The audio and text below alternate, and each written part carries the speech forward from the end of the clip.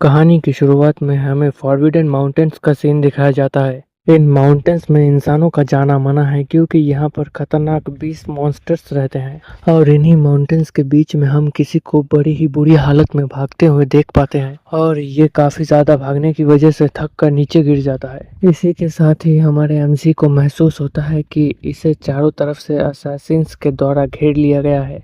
आगे एमसी कहता है कि ये सारी चीजें जो मेरे साथ हो रही है इन सभी के पीछे तुम्हारा ही हाथ है ना? तुम सभी बहुत ही ज्यादा घटिया लोग हो। आगे से एक असैसिन कहता है, यंग मास्टर चोयुन, आप इतना ज्यादा भागकर काफी थक गए होंगे। यंग मास्टर, आपने हमारा काफी सारा टाइम वेस्ट कर दिया है। अब तो हमें बोरियत के चलते नींद आने लगी है। चलो अब इसे जल्दी खत्म करके घर लौट जाते हैं। आगे से चोयुन कहता है, तुम लोग मेरे साथ ऐसा क्यों कर रहे हो?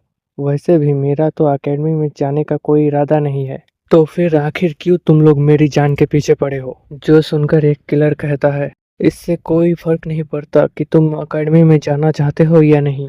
हमारे पास कोई और रास्ता नहीं है, आपको मरना ही होगा यंग मास्टर।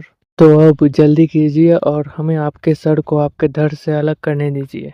आप भले ही लोअर क्लास के हैं, लेकिन क्योंकि आपके अंदर हिज हाइनेस का खून दौड़ रहा है, इसलिए हम आपकी मौत को आसान बनाने की पूरी कोशिश करेंगे ताकि आपको दर्द ना हो। जो सुनकर एमसी नाइफ निकालते हुए सोचता है, लोअर क्लास, इनकी हिम्मत कैसे हुई मेरी माँ के बारे में ऐसा बोलने की।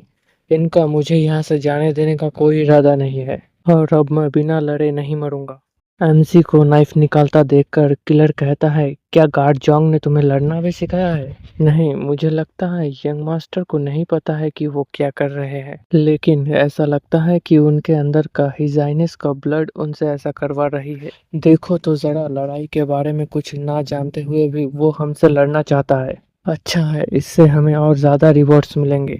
चलो अब सारे के सारे जल्दी करो और मार दो इसे। और क्योंकि चोयुन को नाइफ चलानी नहीं आती, इसीलिए वो नाइफ को बेतरतीब तरीके से यहाँ वहाँ चलाने लगता है, जिसका फायदा उठाकर एक असैसिन इसके हाथ में मारकर नाइफ को नीचे गिरा देता है और फिर गले से पकड़कर ऊपर उठाते हुए कहता है, बहुत हुआ यंग मास्टर, अब इसे खत्म करते हैं। तभी चोयुन एक दूसरा नाइफ जो कि उसने अपने पीछे छुपा रखा होता है, उसे निकालकर इस असैसिन के गले में घोंप देता है, जो देखकर सारे असैसिन शॉक हो जाते हैं। आगे चोयुन इस असैसिन के गले में नाइफ घोंपकर स्मर्क के साथ कहता है, अंकल, मेरी सर्विस आपको कैसी लगी? मुझे लगता है आपको काफी मजा आया। चेयुन को देखकर असैसिन सोचते हैं कि आखिर कैसे ये बेवकूफ लड़का हमारे जैसे एक स्किल्ड किलर को मार सकता है। क्या वो बेवकूफों की तरह नाइफ स्विंग करना एक चाल थी? ये बात काबिले तारीफ है कि मौत के सामने होते हुए भी वो अपने दिमाग का बखूबी इस्तेमाल कर पा रहा है। मैं सोचने पर मजबूर हो रहा हूँ कि अगर इसे सही ट्रेनिंग मिली होती तो अब तक ये क्या बन चुका होता। अब इन सभी बातों का कोई फायदा नहीं, तो मरो। ये कहते हुए वो चेयुन के मुंह पर अपना घुटना दे मारता है, जिससे कि चेयुन को काफी अच्छा खासा फर्क पड़ा होता है। आगे वो असैसिन चोयुन को एक और स्लैश मारता है, जिससे कि चोयुन की हालत अधमरी हो जाती है। असैसिन उसके ऊपर पांव रखते हुए कहता है, यंग मास्टर, अपने पेट में एक छेद होने के बाद तुम्हें कैसा लग रहा है? वो कराते हुए सोचता है, लगता है अब और कोई उम्मीद नहीं बची है, लेकिन मुझे खुशी है कि मैं कम से कम इनमें से एक को तो मारने में कामयाब हो ही चुका हूँ। तभी वो किलर चोयुन को और दर्द देते हुए कहता है, चिल्लाओ, मैं चाहता हूँ कि तुम और ज्यादा दर्द महसूस करो। इसे ऐसे करता हुआ देखकर एक दूसरा असैसिन सोचता है, मुझे ये सब पसंद नहीं आ रहा है, लेकिन कोई ना, हमने भी अपना एक साथी खोया है। तभी इसके सामने एक ग्लोइंग बीम आकर सामने वाले असैसिन को शूट करती है, जिससे कि ऑन द स्पॉट इसकी बॉडी का अपर पार्ट डिस्ट्रॉय हो जाता है। बस इम्पैक्ट देखने से ही पता चल रहा है कि कितना ज्यादा पावरफुल अटैक था। वो सभी हैरान होते हुए कहते हैं, ये सब क्या था? वो ब्राइट लाइट क्या थी? तभी यहाँ कोई आता है, जिसे देखकर वो लोग पूरी तरह से हैरान हो जाते हैं। वो सभी असैसिन्स उस तरफ देखने लगते हैं। हम वहाँ किसी पर्सन को खड़ा होकर देख सकते हैं, जिसकी बॉडी में चारों तरफ थंडर जैसी एनर्जी दिख रही होती है। इसे देखकर एक असैसिन सोचता है कि आखिर ये अजीबोगरीब स्ट्रांग इंसान कौन है, लेकिन इससे कोई फर्क नहीं पड़ता। ये सोचते हुए वो असैसिन इस पर्सन पर अटैक कर देता है। इस असैसिन को अपनी तरफ आता देखकर वो पर्सन एक और लाइट बीम अटैक छोड़ता है, जिससे कि इस बार तो इस अटैकर के पूरी तरह से चिथड़े उड़ जाते हैं। आगे वो पर्सन लाइट की स्पीड से एक और असैसिन को खत्म कर देता है, जो देखकर एक असैसिन सोचता है वो क्या था, क्या वो कोई क्विकोंग का एक एडवांस वर्जन था। वो अचानक ही हमारे सामने से डिसअपियर हो गया। इतने में ही वो पर्सन लाइट की स्पीड में एक और किलर को खत्म कर देता है, जो देखकर आखिरी बचा किलर शॉक होकर सोचता है ये कौन है जो हमें ऐसे मार रहा है, ये कहीं कोई मुरिम का पावरफुल मास्टर तो नहीं।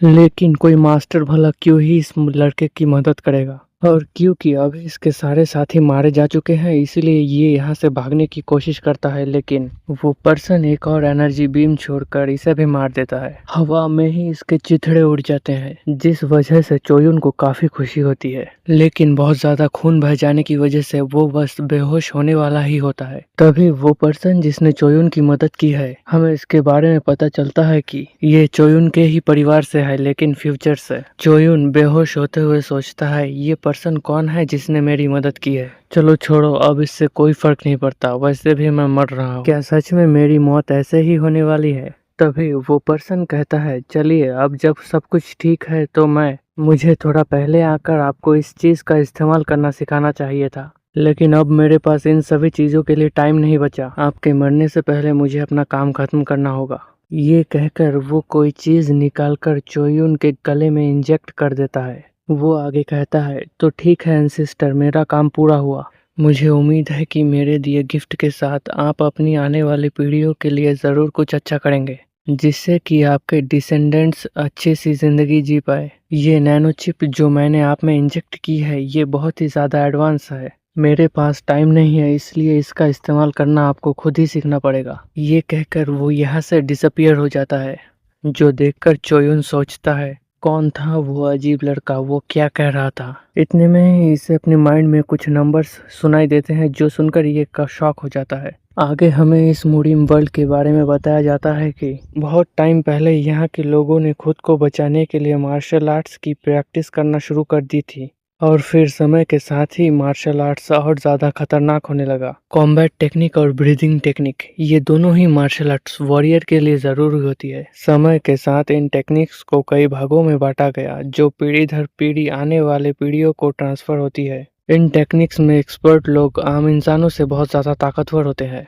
समय के साथ इन मास्टर्स का डिसाइपल बनने की इच्छा रखने वाले लोग भी सामने आने लगे, और फिर कुछ फैक्शंस भी बने, जिनमें से एक था राइटियस फैक्शन, यानी कि जो अच्छाई को फॉलो करते हैं, और दूसरा है इविल फैक्शन जो कि बुराई को फॉलो करते हैं। दुनिया इन्हें डेमोनिक फैक्शन या डेमोनिक कल्ट भी कहती है। ये कहानी है एक ऐसे लड़के की जो डेमोनिक कल्ट के लीडर को हराकर खुद डेमोनिक कल्ट का लीडर बनेगा। ये कहानी है येयुन चेयुन की। आगे हम हमारे एमसी यानी कि चायुन को देख पाते हैं, जो कि अचानक से होश में आकर हैरान होते हुए कहता है क्या मैं मरा नहीं, मैं अभी जिंदा कैसे हूँ, मेरे तो पेट में स्टैब किया गया था। अरे नहीं, मेरे साथ आखिर ये सब हो क्या रहा है, और ये बदबू कहाँ से आ रही है, वो ये तो मुझसे ही आ रही है। आखिर ये काला सा चिपचिपा चीज क्या है, और तो और मेरी पूरी बॉडी इस चीज से कवर है। तभी अचानक चायुन की माइंड में फिर से वो आवाज आने लगती है, जिससे कि वो बहुत ज्यादा डर जाता है। चायुन यहाँ वहाँ ढूंढने की कोशिश करता है कि आखिर आवाज कहाँ से आ रही है।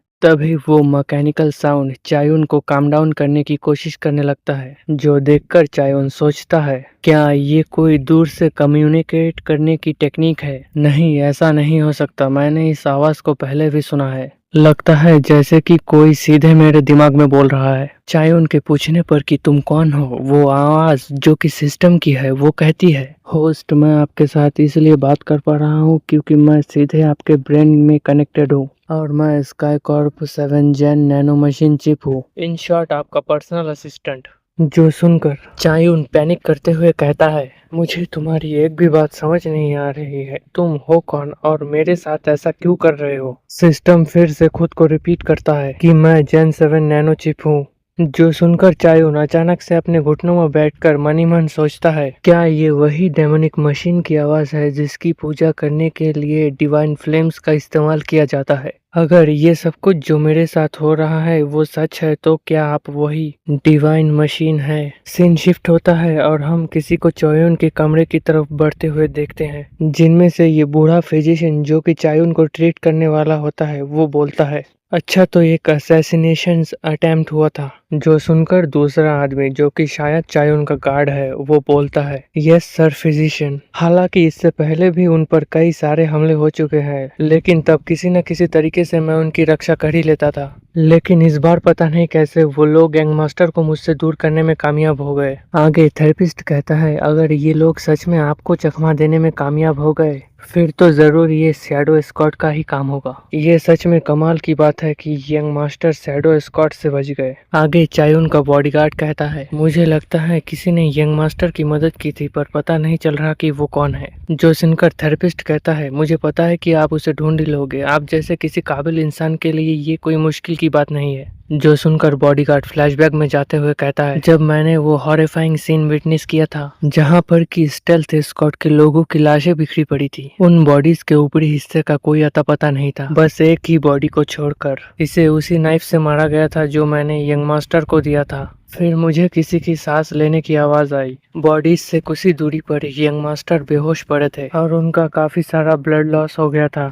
आगे थेरेपिस्ट कहता है, लेकिन उनकी बॉडी पर किसी भी तरह का कोई भी कट मौजूद नहीं था ना? हाँ, बस इतना ही नहीं, उनकी ब्रीदिंग तो पूरी तरह से स्टेबल थी। उन्हें देखकर तो लग रहा था कि वो बस सो रहे हैं। उनके कपड़ों पर भी बहुत से शॉर्ट मार्क्स थे, लेकिन उनकी बॉडी पर एक खरोच भी नहीं थी। ऐसी ही बातें करते हुए ये लोग चेयुन के कमरे की तरफ बढ़ते चले आ रहे थे। दूसरी तरफ एमसी सिस्टम से पूछता है, क्या वो तुम ही थे जिसने मेरी जान बचाई थी? सिस्टम कहता है, हाँ, हालांकि उन किलर्स से मैंने फाइट नहीं की थी, लेकिन आपको दोबारा जिंदा मैंने ही किया था। चेयुन पूछता है, दोबारा जिंदा करने से तुम्हारा क्या मतलब है? सिस्टम कहता है, तो अब मैं यूजर के ब्रेन में बेसिक इंफॉर्मेशन ट्रांसफर कर रहा हूँ। सिस्टम आगे कहता है, होस्ट, मैं वो डेमोनिक मशीन नहीं हूँ जिसकी बात आप कर रहे हैं। ठीक है, फिर अब मैं अपने बारे में जानकारी के साथ बेसिक मैनुअल इंफॉर्मेशन भी आपके ब्रेन में ट्रांसफर कर रहा हूँ। इस पूरे ट्रांजैक्शन के दौरान एमसी के सर में बहुत ही ज्यादा पेन होता है और साथ ही साथ उल्टियाँ और चक्कर भी आने लगती है। सिस्टम कहता है, पहली बार इंफॉर्मेशन ट्रांजैक्शन के टाइम होस्ट को तकलीफ होना नॉर्मल होता है, फिर कभी इतनी ज्यादा तकलीफ नहीं होगी। जिसके बाद चेयुन पूछता है, नैनो चिप, क्या ये बात सही है कि मेरी बॉडी में इस वक्त थाउजेंड्स की मात्रा में नैनो मशीन्स है? जो सुनकर सिस्टम कहता है, यस होस्ट, इस वक्त आपकी बॉडी में तकरीबन 6 बिलियन नैनो चिप्स प्रेजेंट है।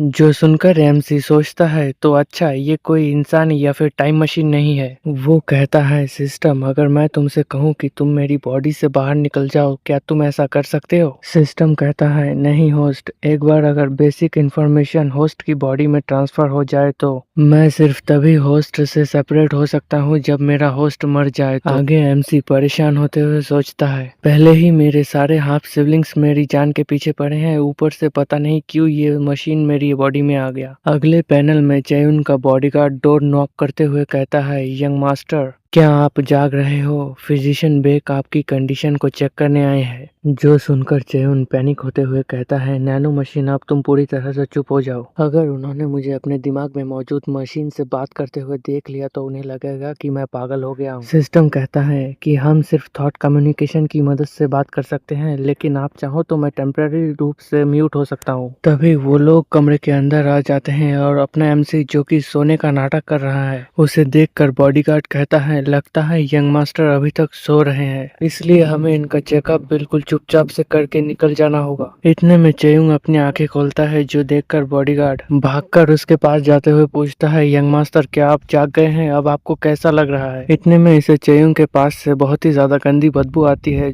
तो वो पूछता है, यंग मास्टर, ये बदबू कैसी है? तभी फिजिशियन आगे बढ़ते हुए कहता है, यंग मास्टर चेयुन, आपको याद है कि हम पहले भी मिल चुके हैं? चेयुन कहता है, यस फिजिशियन बेक, मैं आपको कैसे भूल सकता हूँ, आपने मेरी माँ का इलाज किया था जब वो बीमार थी। फिजिशियन कहता है, तो फिर ठीक है यंग मास्टर, क्या अब मैं आपका हाथ देख सकता हूँ? मुझे आपका पल्स चेक करना है। इतना बोलकर वो चेयुन के पल्स चेक कर शॉक होते हुए कहते हैं, बड़ी ही अजीब बात है, ऐसा कैसे हो सकता है? जो सुनकर बॉडीगार्ड पैनिक होते हुए कहता है, क्या हुआ फिजिशियन, क्या यंग मास्टर के साथ कुछ गड़बड़ हुआ है? फिजिशियन कहता है, नहीं, इससे बिल्कुल उल्टा हुआ है। इस वक्त यंग मास्टर बिल्कुल ही परफेक्ट कंडीशन में है। मेरा मतलब है कि ये जो काला सब्सटेंस यंग मास्टर की बॉडी पर दिख रहा है, ये चीज इनकी बॉडी में सालों से जमी गंदगी थी, जो पता नहीं कैसे अब बाहर निकल चुकी है। यंग मास्टर, कहीं आपने अनजाने में कोई डिवाइन मेडिसिन तो नहीं ले लिया ना? जो सुनकर च्योन पूछता है, फिजिशियन आपके कहने का क्या मतलब है? फिजिशियन कहता है, यंग मास्टर, इस वक्त आपकी बॉडी मार्शल आर्ट सीखने के लिए बिल्कुल ही परफेक्ट कंडीशन में है। जो सुनकर च्योन सोचता है, इसका मतलब है कि ये जो काली गंदगी है वो मेरी बॉडी से बाहर निकली है। वो सोचते हुए कहता है, सिस्टम, क्या यह तुमने किया है? जो सुनकर सिस्टम पूछता है, होस्ट, क्या आप चाहते हैं कि मैं अनम्यूट हो जाऊं? च्योन के कंफर्मेशन के बाद सिस्टम कहता है,